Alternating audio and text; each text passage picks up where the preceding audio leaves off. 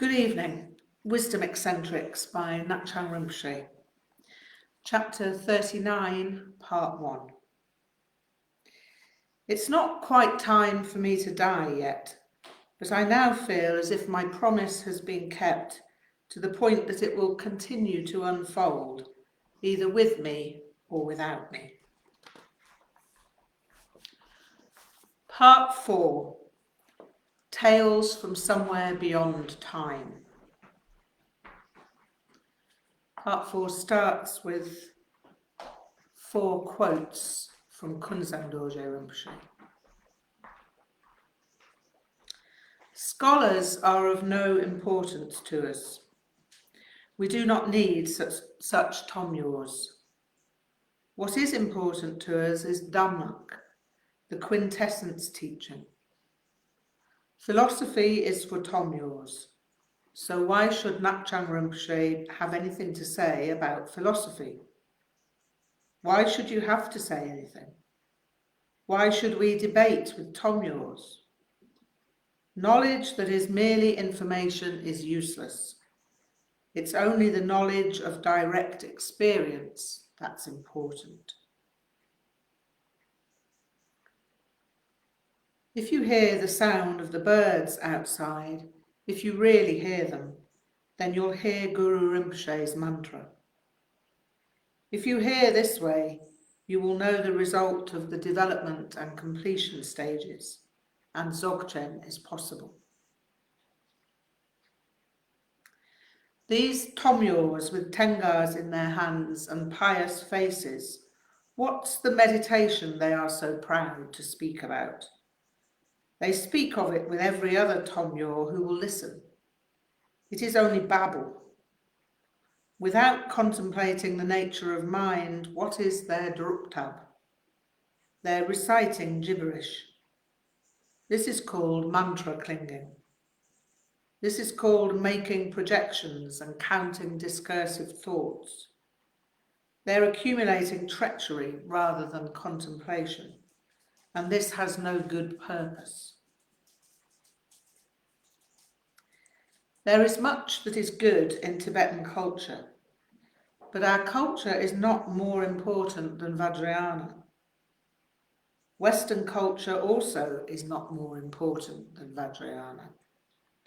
You must all know the difference between culture and Vajrayana.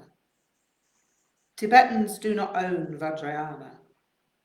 Vajrayana belongs equally to all people who are seriously practicing in every country. Chapter 39, Introducing Dzogchen. I would like to introduce Dzogchen. Dzogchen Seidrup Baropai Yeshe is my Sangyum, wife and dearest friend. We met in the autumn of 1981, a bare month after my last meeting with Künzang Dorje Rinpoche in Sopema. He'd said, "Oh yeah, soon. Maybe Kandro soon finding. Yeah, I feel really, maybe soon." And he was entirely correct. I didn't know that when I first met her. I knew that I both liked and respected her. I also trusted and valued her as a student. She was one of the first 3 people to ask me to be their Lama. The other 2 were Nordzin and Erdzin. Dzogchen and I met at the Lama Buddhist Centre in Raglan, Wales. I'd been asked to teach there by Getsulama Sutrim Wangmo, a Karma Kagyu nun of Cockney extraction. She and her mother had both taken nun's ordination from the 16th Gyalwa Karmapa, and they were fine ladies, both. They'd brought Geshe Damcho Yunten over from India and established the centre for him.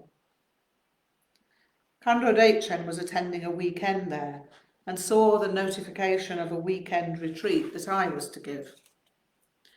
She was unaccountably interested in the name Padmasambhava that appeared on the retreat information. She attended her first retreat and became a student immediately thereafter. Then, after some years had passed, we discovered that we were extremely good friends. There's a story here, as you can imagine, but it's not one that needs to be told here. Suffice it to say that we married and lived happily ever after. One of us will die at some point, and that won't be joyful. But in the meantime, we're everything two people could be to each other. We now teach as a teaching couple. Khyentse Rinpoche has become a highly skilled tanka painter and teaches tanka painting to our students. My only sadness was that she'd never met Dorje Rinpoche. She received Dorje Purva empowerment from Dilgo Khyentse Rinpoche, but was never able to speak with him directly. She met Geshe Dorje Rinpoche briefly at the teachings and empowerments he gave in Cardiff in '84, but her experience was not what mine had been in MacLeod Ganj.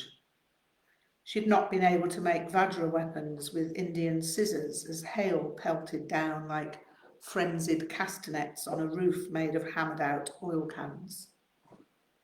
Perhaps that doesn't sound like an experience to be envied, but sometimes discomfort is of no great consequence when it's combined with inspiration.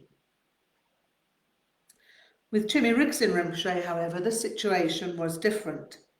Khyentse Rinpoche was able to spend intimate time with him. She has fond memories of him.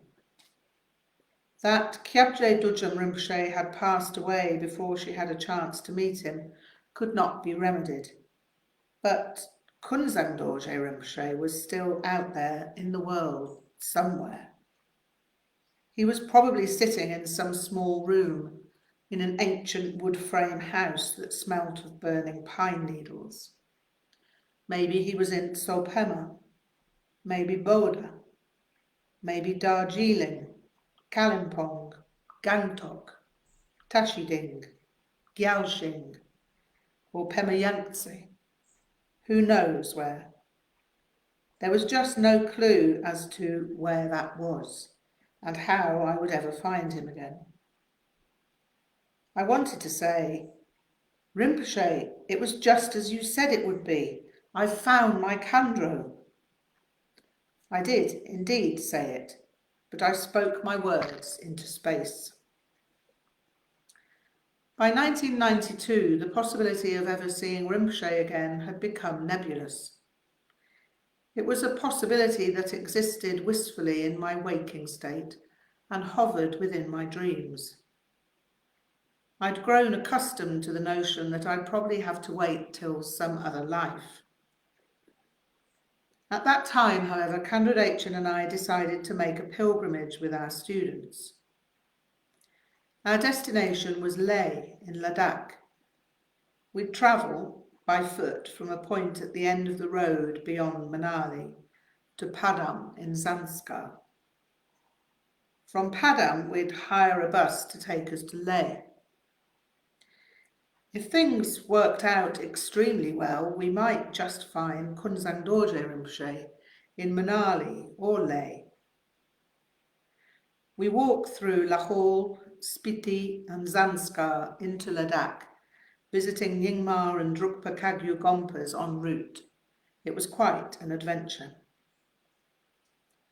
The joke amongst our students was that this was the trip that put the grim in pilgrimage, as far as the walking was concerned. Now, of course, everyone who endured the hardships of that journey revels in reminiscing about it. They now delightedly recall the song parodies we sung. Humour is a great balm when Delhi belly makes the going rough. Try singing this to the melody of Desmond Decker's song, Israelites. Greasy omelette for breakfast and plate of cold rice. The issue of my bowels is a terrible sight. Oh, Diora light, or maybe Imodium, the wonder drug, to the melody of Champion, the Wonder Horse. Our pilgrimage had been organised by monks of the Apo Rinpoche Gompa in Manali. Those monks were really fine fellows, and we liked them a great deal. They were hardy, humorous, and inspired. Künzang Dorje Rinpoche told me that there were good monks to be found, as well as Tomyos, and these monks were the proof of it. The Apo Rinpoche monks practiced tumo and really accomplished the result. I had extremely good connections at the Apo Rinpoche Gompa, as I'd known Se Rinpoche when he was a teenager in Manali. I had fond memories of riding on the back of his motorcycle. We had some wild rides on which I'd had trouble keeping my shunt-up under control. I was accustomed to riding motorcycles from my teenage years, but I'd never tried it with billowing skirts before.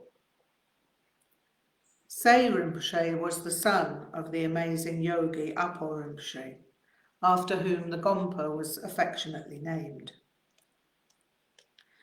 We began our pilgrimage at Apo Rinpoche Gompa, where we met with Ngak'chang Rinpoche. He was a superb Lama.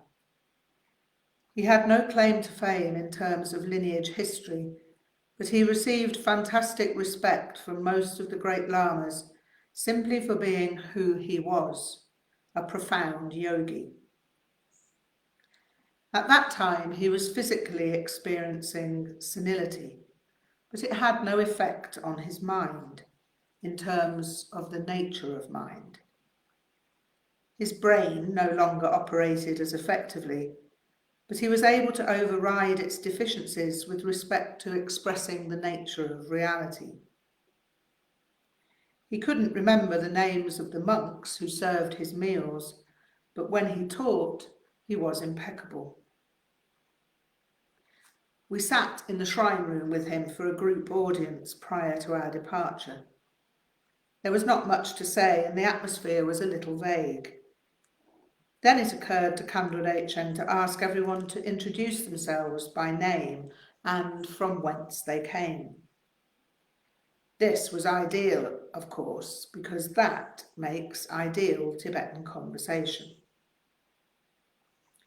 One of the first to speak was a fellow called Roland, and this caused Ngak'chang Rinpoche great mirth. Roland sounds pretty much like Rolang, which in Tibetan means zombie. Ngak'chang Rinpoche said he'd never met a Rolang before, but that he was pleased to meet with one on this occasion. It is told that Dzogchen Dorje used to have a zombie as his porter, Ngak'chang Rinpoche remarked. The Roland was very strong and carried all Dzogchen Dorje's luggage. You will be very useful on this pilgrimage to Leh. We set out and eventually crossed the Rohtang Pass into Zanskar. It was a long journey. It was arduous, delightful, and strange. Crossing the Rohtang Pass, an Indian gentleman in another party making for Leh died of altitude sickness. He should have turned back. Anyhow, they'd strapped his corpse to a horse, and the horse was getting the jitters about what was on its back. In the end, the whole party got the jitters and then dumped the body ignominiously some 20 yards off the side of the road. I knew my duty, and therefore I went over to sit with the corpse. The members of the other party were full of dire warnings. "Keep away, Rinpoche, that man has become Roland. He will kill you." I was, after all, only an Inji Lama. "It'll be all right," I told them. "It's my duty to help him if I can." Indeed, it was fine, for me at least. I sat with him for 20 minutes and they were somewhat amazed that I survived. Whether I was of use to him or not, I don't know, but my prestige rose notably, even though I'd done nothing but sit with the corpse. I did perform poa, but the outcome is anyone's guess. As in all things, I merely tried to do my best. They used to tell me quite often at school, but your best is not good enough. So, the Indian gentleman may not have received perfect help in his condition. The least that can be said is that everyone seemed contented with my efforts. They could all sleep soundly because there'd be no goddamn Roland to nibble them in the night. The poor fellow concerned was considered to have been highly fortunate that the Lineage Lama was on hand. After some days of gruelling foot slog amidst fabulous mountains, we arrived in Padam. Dzogchen and I gave an empowerment in the great charnel ground near Padam in Zanskar, with ritual appurtenances lent by the Sani Gumpa, which was of the Drupakagya school in the lineage of Shakya Sri. We'd been introduced by Se Rinpoche, so all went perfectly. The empowerment of Yeshe Tsogyal was ostensibly for our students, but word got round beyond our pilgrimage group. This resulted in some 50 local villagers attending the empowerment. We had to open up the tent flap so that they could all see the stages of the empowerment. We were substantially moved by that experience. It gave us the real sense that Vajrayana is universal, beyond time, place, and nationality. It took me back to the time I'd first stayed in Sobhema and circumambulated the lake with Künzang Rinpoche. Suffice it to say that it caused me to look at my life from a different perspective, one in which the familiar and unfamiliar oscillate. Ordinary is whatever happens to be happening for long enough to get used to it.